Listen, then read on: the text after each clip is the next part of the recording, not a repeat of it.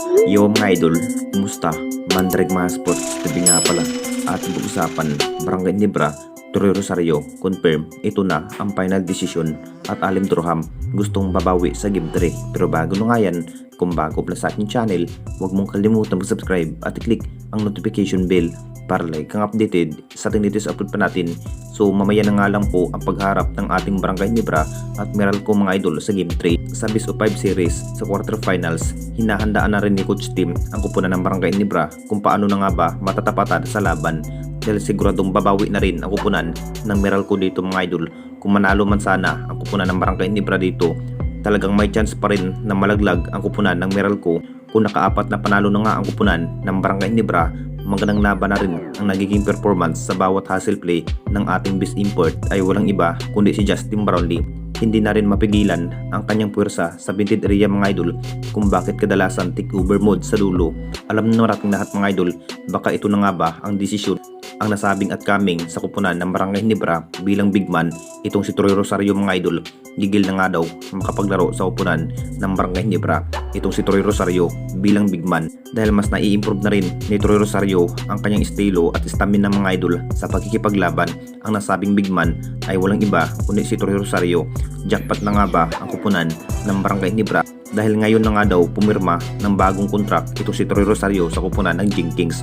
Lumakas na rin ang nagiging pwersa ng Barangay Nibra dahil may Judy Vance na rin pero kulang pa rin sa ensayo at work mga idol kung bakit madaling mapagod na rin itong si Judy Vance.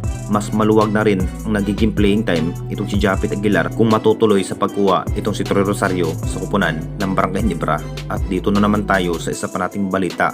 Alim Durham gustong babawi sa Game 3. Alam na natin lahat mga idol, pangatlong pagtutuos na rin ng kupunan ng Barangay Nibra kung saan wala pang talo sa quarterfinals laban nga sa kupunan ng Meralco na parang ganun rin ang sinapit ni Alim Durham mga idol sa ating best import na si Justin Brownlee. Nakapagtala na rin si Justin Brownlee mga idol ng 39 big points. Husay pa rin ang kanyang bawat hustle play. Ito na rin ang dahilan kung bakit mas nahihirapan ang kupunan ng Meralco, kung bakit naisalba nga ni Justin Brownlee sa tres mga idol. Talagang panalo sana ang kupunan ng Meralco dito mga idol sa pangalawang pagtutuos. Hindi na rin magiging madali para sa kupunan ng Barangay Nibra kahit si Justin Brownlee. Inamin na rin ang katotohanan mga idol, mas mahihirapan ng araw ang kupunan ng Barangay Nibra sa quarterfinals. Nakita naman nating lahat sa abilidad itong si Alim Durham at Chris Newsome mga idol sa outside maker. Sinabi pa rin ni Alim Durham mga idol, talagang gagawin pa rin ang kanyang best performance at mas maganda pa nga yan na mas mapanalo ang laban, pero hindi pa rin magpapatalo ang ating crowd favorite team ng Barangay Nibra dahil ang pinangarap pa rin ni Justin Brownlee another na makuha ang kampyonato sa semifinals kung makakapasok man ang kupunan ng Barangay Nibra sa semi or finals. Anong masasabi ninyo mga idol tungkol sa ating video?